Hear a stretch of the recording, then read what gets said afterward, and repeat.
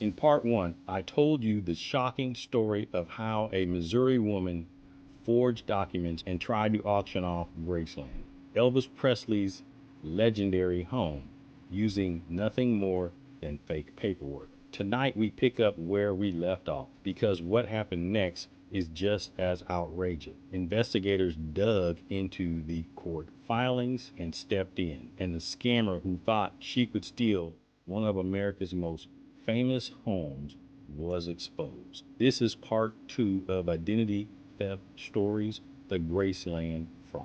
I'm Lance the PI, for those who were just joining. I've been a private investigator for over 25 years, and before that I served more than 10 years in law enforcement. I've investigated scams, fraud rings, and identity theft cases in all shapes and sizes. If there's one thing I've learned, it's the fraudsters often look confident right up until the moment the evidence starts to crumble.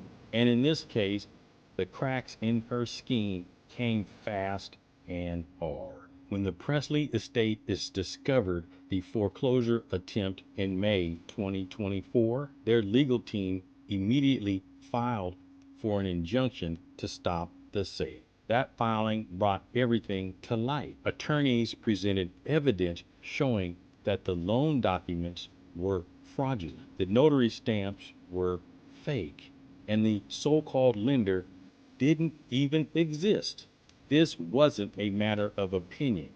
It was a matter of forged signatures, fabricated entities, and flat-out lies. Investigators from the local district attorney's office, along with federal agents, began combing through the paperwork. They compared signatures on the loan documents with authentic signatures from Lisa Marie Presley. The differences were glaring. They examined the notary seal only to discover it didn't match the registered information of any legitimate notary. Even the addresses listed for the fake lender traced back to non-existent businesses. Every piece of evidence pointed to fraud. By the time the case reached the courtroom, the scammer's scheme had already unraveled. The judge quickly granted an injunction, halting the foreclosure auction.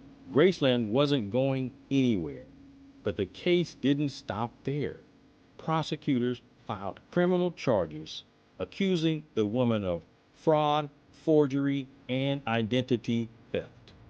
In court, the forged documents were laid out piece by piece. Loan agreements, deeds of trust, notarized acknowledgments, all of them were presented as evidence. Expert witnesses testified about the forgeries. Investigators explained how they tracked down the fake lender and exposed it as a shell. The jury and the public could see the entire scam for what it was: a bold but sloppy attempt to hijack one of America's most iconic landmarks.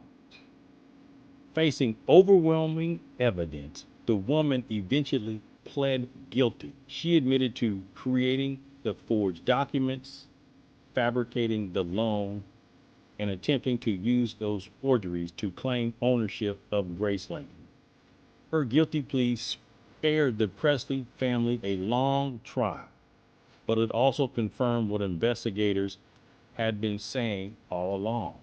This was a calculated fraud. In September 2025, the court handed down the sentence: more than 4 years in federal prison. In addition, the court ordered restitution and barred her from ever engaging in similar financial transactions. Prosecutors called it a victory for truth and accountability. For the Presley family, it was a relief. Graceland was safe, and the fraudster was behind bars.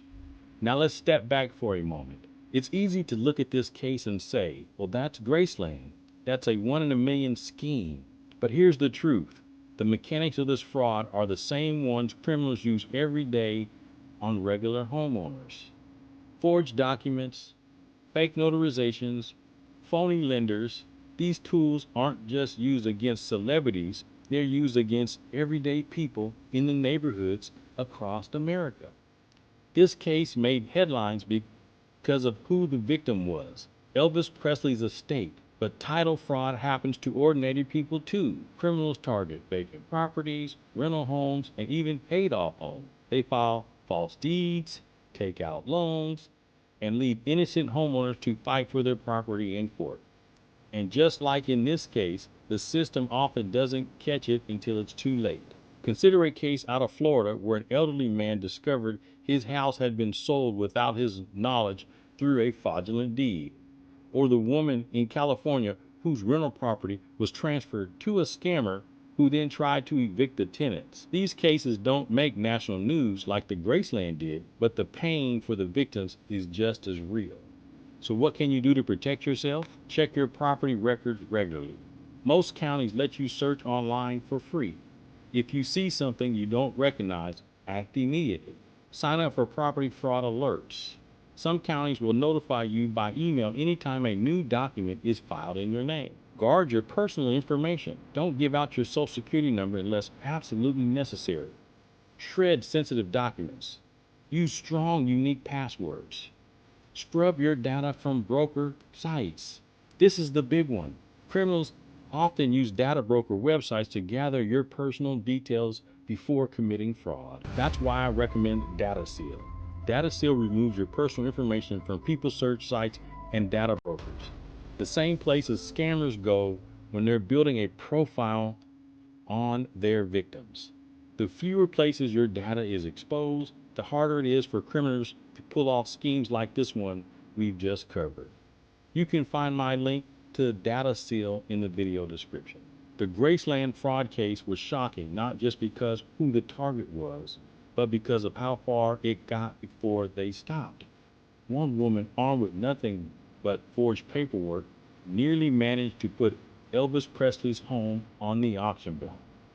If she can try to steal Graceland, then no home is off limits. That's why we tell these stories here on Identity Theft Stories, to shine light on the methods criminals use, to show the impact on victims, and to remind you to protect yourself.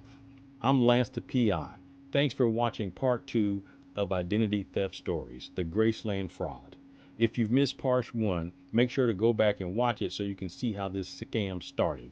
And don't forget to subscribe for more real cases of scam, fraud, and identity theft.